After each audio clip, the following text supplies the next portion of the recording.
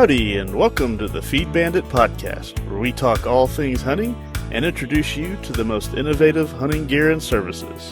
Here are your hosts, Jimmy Byrne and Richard Kinchlow. Howdy, folks. Welcome back to the Feed Bandit podcast. Jimmy here. As always, I'm joined by Richard. How you doing?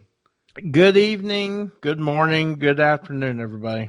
And good night, as they say in the Truman Show, right? Or something like Buenos tardes. Excellent. I think I got that right. Wow. Well, yeah, close enough. So, right. Although it's noche now. So, Oh, really? since we're technically recording this at night. Well, but Not I thought tardes, because I always thought it was tardy, like tardy, so I always associate it with late. Oh, okay. Yeah. Well, yeah. More okay. Like I said, close enough. Yeah, and I'm not even half Hispanic like you are. Yeah. Well, that's why I said it's close enough. Yeah. Okay. It's good though. Yeah. Well, welcome back, folks. We're excited to be back on the podcast, talking some Feed Bandit, talking some hunting. Yes. Yes. We got a couple of interesting things to talk about tonight. Where do you want to start? I'll do. I think a weekend in review. It's been busy. Right. Yeah. Well, if everybody you heard our last podcast, they heard us talking to Logan and Lacey, recounting their first deer, and it's pretty cool that evening they were able to each actually shoot another deer. So that day they worked out fine. Now I didn't get to go down to Rancho Bandito this last weekend, so you're gonna have to fill me in on what happened. I kind of followed a little bit through the text, but I was waiting to hear the story from the horse's mouth. Absolutely. Well, yeah, no, boy, I tell you, I am so glad I've got free data because, man, the text messages, I mean, it gets crazy. You know, and my daughter Abby will try to use my phone when she gets. You know, when she gets bored, and you know, I'm like, tell me every time who texts, and she's like, Uncle so and so, every other. Uncle so and so said a bad word. Just don't read those. That's funny. Oh God, it's funny. So, but no, it was another just awesome weekend at Rancho Bandito. You know, one of the things that we are still fighting against is the acorns. I mean, the acorn crop. And the pecan crop, for that matter, is the textbook definition of a bumper crop this year. All the hardwoods, the oaks and the pecans and the live oaks and whatnot have just been raining acorns. So again, that's not a bad thing. You know, if your deer are reliant, or your animals rather, so your turkeys, your deer, so on and so forth, if they're reliant on your supplemental feeding, such as corn and protein, you got a problem, right? Mm-hmm. So Rancho Bandito, we are very comfortable with the fact that they are not relying on our feed, because on some feeders it's stacking up. Oh, it is. And that's just piles of corn under it. Oh yeah, and let's not forget that Rancho Bandito is infested with turkey. I mean, I'm talking, if you see under 50 at a feeder at a time, something's wrong. And on some of our pastures where the turkeys are a real big quote unquote problem, we have not seen a hide or feather of one. So it's just crazy. Now, obviously we know they're there, but they're in there. They're in the woods. They're out there eating the acorns. Same thing with the hogs. The hogs are typically, by this time, typically they're starting to really hit the feeders, and we just have not seen many of them. In fact, this past weekend, we actually got our first shot at one. We had some come in at your favorite blind, Jimmy, and late. And, of course, again, I'm still trying to get Abby a pig, my oldest daughter. We've got her on the Ruger 204. What have we done now? We've done like 4 or 5 evening hunts, and she's getting frustrated, but we still have a great time, and I keep telling her, I'm like, Abby, God, it's just a matter of time before those acorns get vacuumed up, or they rot or whatever. Well, and this is it. By them not coming in, is probably ends up being better, teaching her patience and. Oh, for sure. And it's so funny because she's so super patient when we duck hunt. When I'm on the gun, super patient. But with her, she's like, oh, I'm tired. I'm like, dude, God, come on. Your time to shine. The next couple of one of the next couple times is probably optimal time for something to come. No, I agree. And of course now she's wanting to jump right into deer, and I'm like, no, we just want you to be able to harvest a deer. That's awesome, but let's get warmed up on piggies, And so that's still the goal. We're staying with it. We're still doing a lot of shooting, and so that's great. So, yeah, but she's getting a little frustrated. Yeah. So the feeder activity is getting a little bit better. I put "getting" in quotation marks, and where we were seeing 2 deer, now we're seeing maybe 4 deer. So that's been that's definitely been nice. But I'll tell you, the craziest thing is that the rut is in full swing, and actually it's probably at the tail end by the time this thing's going to be published, which is just crazy because typically in our area of Texas the rut really doesn't happen until the week after Thanksgiving. But it is in full swing. I mean, we got deer, we got bucks prancing around with their mouth open, making scrapes. We got does running. I mean, it's unbelievable. So it's actually been an advantage for us and the other hunters because we've been hunting blinds and feeders that've got some good visibility, right? So when those bucks are chasing those does, in and around here and there, we're able to. To get a view of them. But I think really kind of the craziest thing has been the buck fights that we've seen. If you all do not follow us on social media, I would highly encourage you to follow us on Instagram. If you're not on Instagram, follow us on Facebook because we got some really cool videos and pictures of some really big deer actually going at it, and you can hear them too, and they're like 200 yards away. Be able to I saw a fight 2 weeks ago. Exactly. And they've been going at it for a while. They have been, and it's funny. We can go back and look at trail cam footage of some of these deer, that we had back in late October, early November, and you can see their guts and all that kind of stuff. Now you look at them, they've lost weight. They've been running around like a bunch of ding dongs. So maybe I should be doing that. Yeah, no, exactly. Yeah, of course, if you and I go into the rut, we'll end up being permanently in the gut pit. So right. But yeah, no. So, but the rut's been really early, and it has been the particularly brutal rut. At Rancho Bandito, this is the crazy thing about it.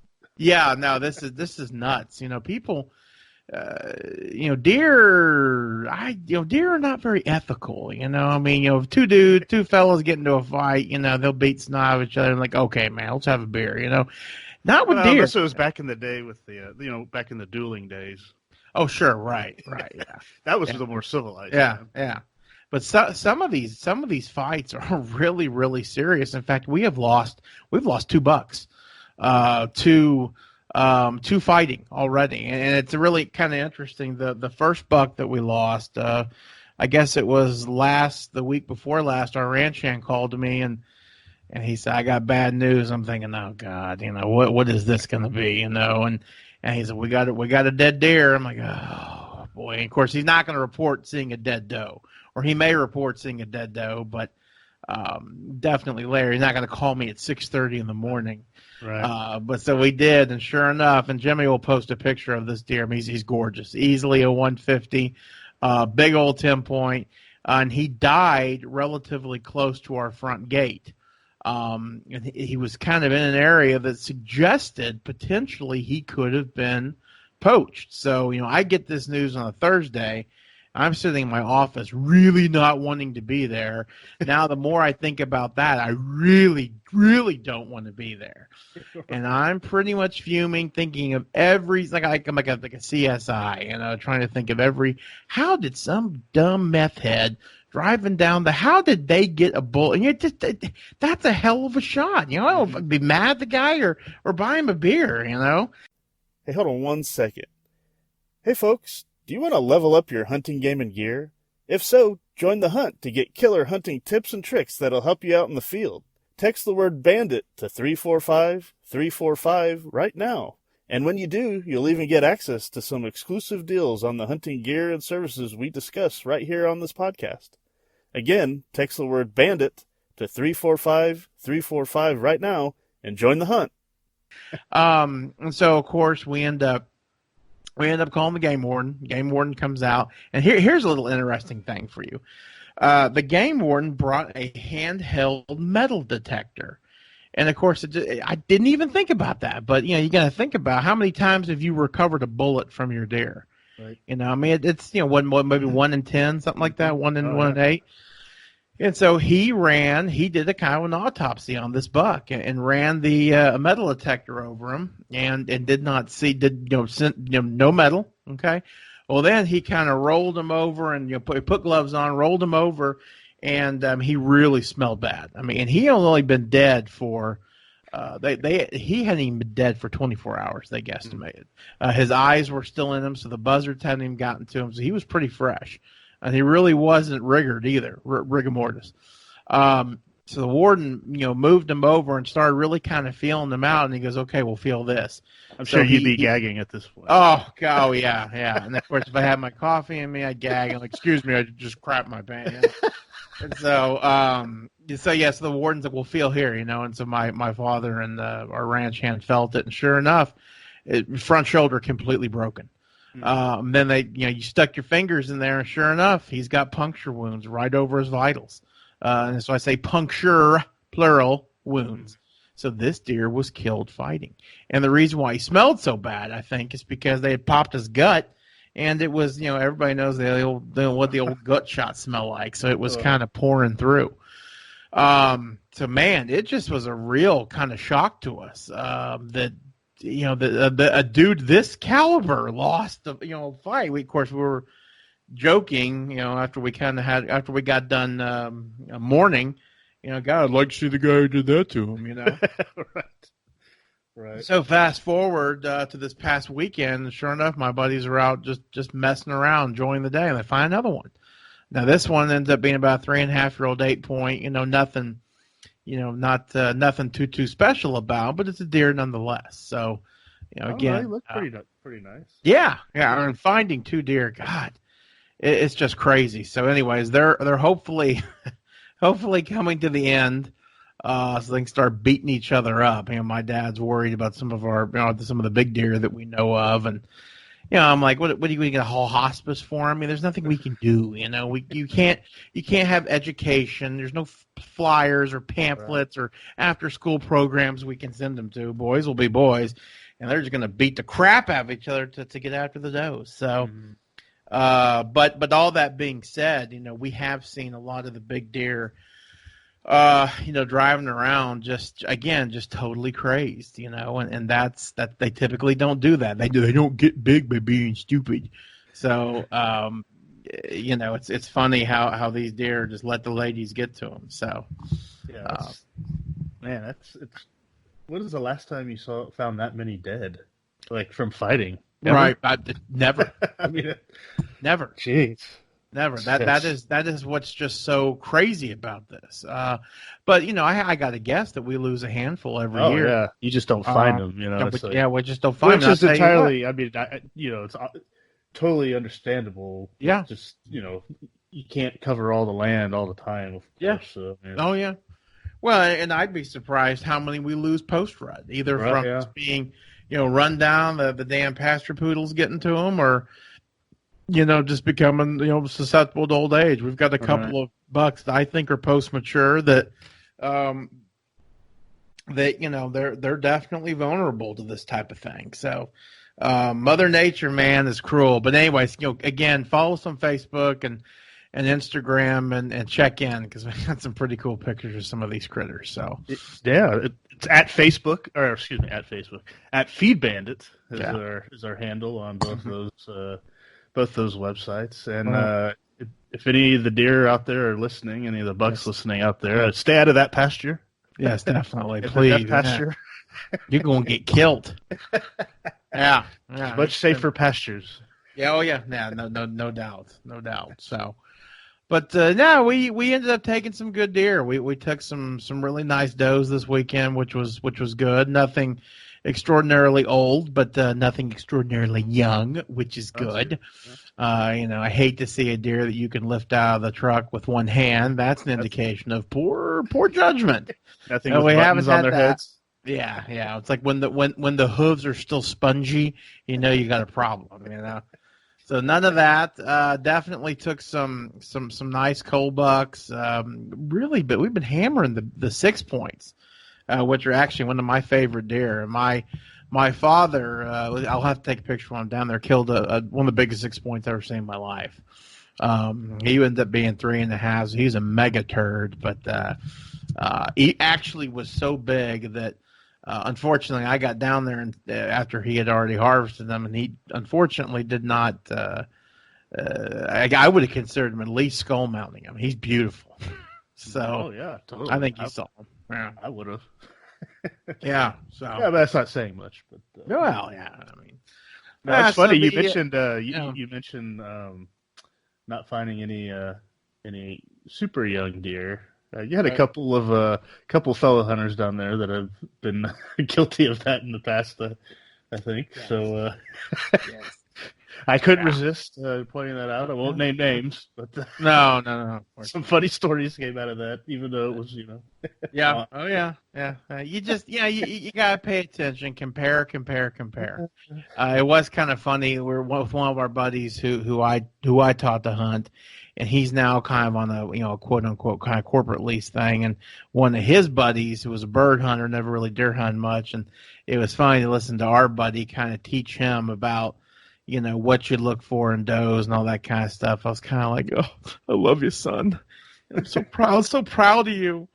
Yeah, so that was fun. But so I guess we move on to duck hunting, and the duck hunting has not been terrible. Hadn't been too good. We last year, again, kind of comparing the 2 years. Last year we had so much water, it was awful. Again, I always say it's bittersweet, with great wildflowers, great forage production because of all this rain, but God, it killed us for bird hunting, because with obviously the more rain you got, the more water holes you got, the more real estate you got. Mm-hmm. So really finding the ducks was tough, but, this year, I'd say our tanks are probably about half. So I'd like to have a little bit. If I can make it perfect, I'd love to have a little bit more water in there for them, right? But it hasn't been bad. So what I've had to do is my typical spot is just a little too far from the water, especially when I'm hungover and not shooting well. So I've had to kind of improvise. And let me tell you, I probably talked about this before. One of the great things about having mesquite trees and cedar trees is that you can cut them and you're not even going to make them angry. In other words, they're not delicate. So I've been able to carve out some outstanding duck blinds on the banks of some of our tanks with just using cedar trees. And they are so dense that those birds cannot see until it's too late. So we kind of put that to the test on Sunday. Was able to go out with our with my good buddy Matt, and we just had a ball. And we only ended up getting like three ducks, something like that. But it was still a lot of fun. They decoyed well. Actually, and God, it's crazy enough. I was actually going down to get a bird from his dog, and I had a teal basically fly right into me. Oh, wow. If I would have had basketball player arms, I probably could have reached out and caught this bird. It was crazy. Hey, hold on one quick moment. Hey folks, have you ever wished that there was an easier way to find the hunting feeds, supplies, and services you need, when and where you need them? If so, check out our hunter search at feedbandit.com, where you can see what hunting suppliers are in your area or are on the way to your land. Don't waste any more precious time searching Google or calling around for feed, blinds, feeders, or even outfitters. Just use our targeted search for hunters, the Feed Bandit Hunter Search, over at feedbandit.com. We'll find your feed. So but the duck hunting's been okay. We need another front. We need some fresh victims. So hopefully, it's crazy because this week it was like 77 today. Ridiculous. Oh, yeah. Global warming, pray for the penguins. But it's climate change. Oh God, it was so ridiculous. So, anyways, we need some Jack Frost up north to blow some of those birds down here and kind of get a refresh. So, well, I have a feeling December will have that in store. I hope, man. I feel it in my bones. I hope. Yeah. So, but it's been fun. I'm actually above my. I'm very, very, very crazy about statistics and following. Not the class. I sucked at the class. I hate math, but it's a different story. But I love to track all my harvests. And I obsess over my duck number and my dove number. And of course, I'm always trying to beat last year. And for the past 10 years, I've averaged, I think, probably about 17 and 18 ducks. It's crazy. It's like I can't really get over that hump. But this year could be the year. Right now I'm standing at 17. I think a lot of it's because of the outstanding teal shoot, or slaughter rather, that I had when I shot 6, and that was so awesome. So, yeah. So the ducks are doing great, and we're having a good time. You talk about your cedar duck blind. I remember building with you. I think we built that years ago. Yeah. Little cedar ground blind. Oh, quote yeah. Unquote, Yeah. One of my other favorite blind areas. Yes. Oh, yeah. And, Hell yeah. Yeah, that was great. Sure enough, that night, a spike walked right by me. Didn't even know I was there. I let him get about 100 yards away before I totally forgot about that. So that was really cool. So, oh my god, that was so. Take advantage of the cedars. Oh, for sure. Yeah, no, there's no doubt. The cedars are, again, like I said, and I'll tell you, the other place that I carve a lot of blinds out of, or near our deer feeders. Again, the cedar trees is for turkey hunting. Oh yeah, for turkey hunting. In fact, we've actually got a lot of spots that, if somebody wants to kind of make it a little bit easier, they can go sit next to a feeder, and we've got it trimmed out to where, that bird literally could be, 5 or 6 yards to your right or to your left, and it won't be able to see you. And Tom is in deep, deep, deep trouble. And it's cool because, again, it doesn't hurt cedar trees. And it's nice because, if you're running around and you got a bird working, you can pop in there and you're in great shape. Of course, watch for snakes before you sit naturally. But true. But that's probably about what all they're good for. But they're good for that. So at least. Well, that's true. They have a redeeming quality. Yeah, and then the real big ones, the real dense ones that. It's kind of crazy as they get really old, I think 50 or 75 years old, something like that. Their canopy kind of opens up a little bit, so it does allow a little bit of light in there, and it's actually one of the primary homes for the black-eyed vireo, which is a endangered songbird. So Texas has basically this is only the last range of these birds is because of these big cedar trees, which I do find kind of crazy because the cedar tree is technically not native, and yet a native bird has adapted to them. That's kind of interesting. Yeah, evolution. Kind of a dork like that, right? Right. Like the dinosaurs became apes, and then the apes became us. So close enough. Yeah, Ty would agree with me on that, right, Ty? You listening? No. And no, it doesn't say we come from apes. It's a common ancestor. Just remember that. Actually, they found, Homo something or another again. They showed a picture. I'm like, dude, he looks like the other Homo and the other Homo erectus and Homo orangutanus and, all those dudes. Oh, yeah. There really isn't such a thing as a missing link. It's just gradual changes over time, basically. Right. Well, it's funny you say that because they actually called this guy. They called this dude the missing link. Well, I'll send it to you. What they mean by that is they haven't found a specimen between, the things evolving or whatever, but it's just gradual evolving over time. Mm-hmm. And how do you know this? Are you an orthoponologist? No, I really don't. Actually, I'm just making it up. Oh, I'm just kidding. I figured so. Yeah. No, I believe that Bigfoot, Gigantopithecus. I think that he's a subhuman that just grow a lot bigger, stinkier, and hairier. Yeah. Well, isn't it Homo gigantus? No, I think it's Homo epithecus. I don't know. Anyway, it doesn't matter. I couldn't spell it. I think Homo hypothesis. Yes. Even if I tried to find it on Google, I couldn't because I can't spell it. And that dumb, what Siri would be like, I don't know what you're talking about. You're an idiot. Yeah. My favorite though is Homo erectus. That's one of my favorites. That's when they went from they was standing up, I think.